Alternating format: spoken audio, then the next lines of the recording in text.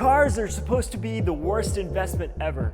Buy a car and watch your money melt away faster than ice melting in the sun. But guess what? You're looking at a piece of machinery that actually didn't drain my wallet.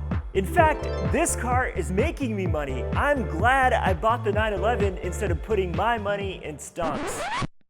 And we're not even talking about flipping some beater on Craigslist or buying some kind of ultra rare supercar. This is a regular old 2013 Porsche 911 Carrera, and a base model at that. Nothing fancy, no turbos, not a GT3, no big wing.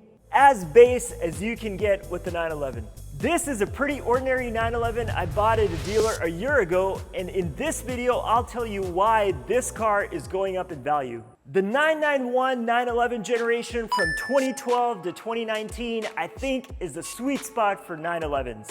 The 996 and 997 generations are cool, but they do have the infamous IMS bearing problem. You just didn't know if the engine was going to blow up on you.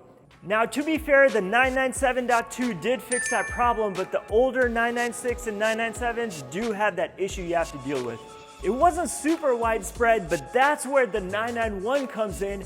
No problems like that with the engine. You know the other problem with the 996? The interior.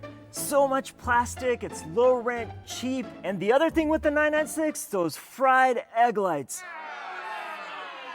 The 997 is beautiful from the outside, but on the interior, it looks a bit dated and you have sticky button issues, and so many years have passed by that the interior is gonna fall apart on you. That's what makes the 991 better than both of them. The interior still looks modern, things are holding up pretty well. Nobody knows that this 911 is 12 years old. The 992 911 is too luxurious, too comfortable, and too electronic. It's starting to drift away from its 911 roots. That's why this 991 generation is the Goldilocks 911 generation. Not too old, not too new, just right. And it shows. People are proving that they love the 991 911s with their wallet. Check out the recent sales on Bring a Trailer. This 2016 911 Carrera S sold for $121,000, more than what it was worth back then. If you bought this car new in the low six figures and sold it now, you actually would have made money on this. Can you imagine getting paid to drive a 911? Incredible. And then you have this, a 2012 Carrera S sold for $75,000, and it's a 13-year-old Porsche. That's not to say that nobody wants the 996s and 997s. There's still a few 997s that are going for a lot. But the 997s now have become great deals. Like this one, this 2006 911 you can buy in the low 30s, which is also a 6-speed. That's actually a really good deal, a great car for the money. With the 991 911 prices are skyrocketing, especially if you look at the Carrera S. Mine is just a base Carrera, but you slap on an S and instantly you're gonna get a 10-20 grand premium. I actually wish I bought the Carrera S instead of the base model because the S comes with 400 horsepower. This one is only 350. Also, the Carrera S has sportier suspension, better driving dynamics. It's no wonder that those cars are so desired. But I've still seen a lot of base Carreras sell for a lot, so I'm not worried about this investment. When I bought this car, I had no idea that I would actually make money on this. But you know what's the surprising part? The fact that this has been so reliable. Shockingly reliable. In fact, Toyota Camry levels of reliability. I had no idea that I could depend on this car day in and day out. When I first bought the car, I did have to spend some money replacing the tires and got some basic service done, but since that time, this thing runs like a champ.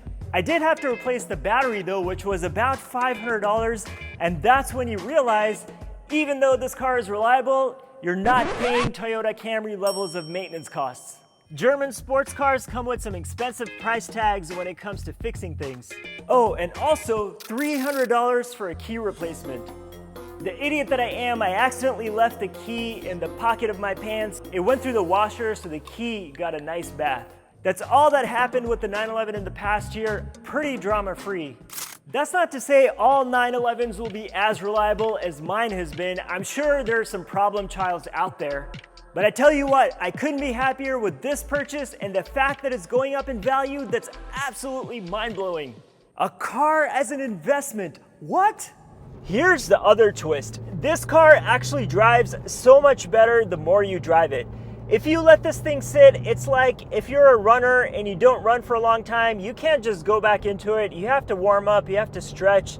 With this car, if you let it sit, it gets worse. But now after driving it and putting some miles on this, it feels much looser. At first, it felt like I was asking this to run a marathon and it barely could walk up the stairs without losing breath. The 911 is meant to be driven, not just sitting there, not just for admiring. You have to put it through its paces. The other thing about the 911 is I feel good about pushing this. It gives you a lot of confidence. You don't feel like this thing's gonna break while you're driving. With an AMG or a BMW M car, I'm always worried that something's gonna break. But with this one, it feels better the more I push it. It's a high revving engine. It's so satisfying to drive. This car has been so reliable. I get in and each time it never disappoints.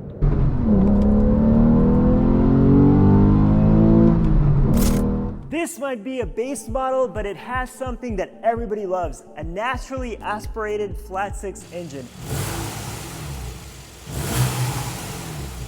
Signature Porsche, no turbos, nothing, all natural. Add to that a manual gearbox, and I think you're starting to understand why this car is so highly in demand. 350 horsepower naturally aspirated engine with a 7-speed manual. This is an endangered species. Cars like this will never be made again. That's an absolute guarantee, and so that's the reason why people are scooping these things up. Sure, PDKs and dual clutch transmissions are faster, but this is what makes things better. In my Plaid, flooring it, getting 1,000 horsepower on tap is nice, but you know what? There's a lot missing. I mean, wouldn't you want to do more than just flooring? Surely there's more to life than just stomping on the throttle. Standard transmissions are so much fun. You can't replicate the kind of engagement that this provides you. If you get a 911, it has to be a stick shift. You just get so much satisfaction from nailing those shifts, and if you don't, you feel the pain just like your car does. We all know that the stick shifts are disappearing, and ultimately that's what's bumping up the value of these 911s, easily a 10 to 20 grand premium. The 991 911 is the best generation, just right in terms of comfort, but not too comfortable. Just make sure you don't have any passengers. They're not going to appreciate the 911 like you would as a driver, and you need this thing to be as light as possible. You can't afford to have extra weight in the passenger seat. Keep the passenger seat empty for extreme driving pleasure. I always look forward to driving the 911. Whenever it sits in storage, I always miss it. I could make this a daily driver, but at least for now, the Plaid serves that purpose. This is the one car that could be your weekend fun driver and a daily. And if you made this a commuter car, you would actually look forward to going to work and look forward to Mondays. The only thing is, this car isn't so much fun to drive slow. You always want to rev it up high.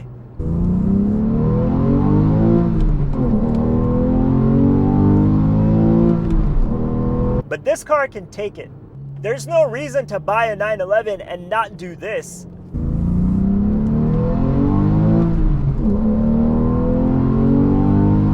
And that's why the 991 is appreciating. It's a fun car to drive, it's nice on the inside, and a stick shift 911, there's nothing better. If the dealer knew how much these cars would appreciate, I would have had to pay a lot more when I bought the car last year. They sure do know now the prices of these things at dealers are going up by the day. I was planning on selling this car, but now that I'm seeing what's happening to the value, I may just hold on to it for a little while longer. The only problem is I can't keep the miles low. With mileage, the value also goes down. But how can I not drive this thing? Look at it. But I could be wrong. Maybe a few years from now, a 200,000 mile Porsche 911 with a stick shift might still go for the same value it is today. You never know, Porsche fans are nuts. In the meantime, if you're looking for somewhere to park your cash, forget stonks, look at a 991 911 instead. Wait, hold on. Don't do that, because if these values crash, I don't want you coming after me.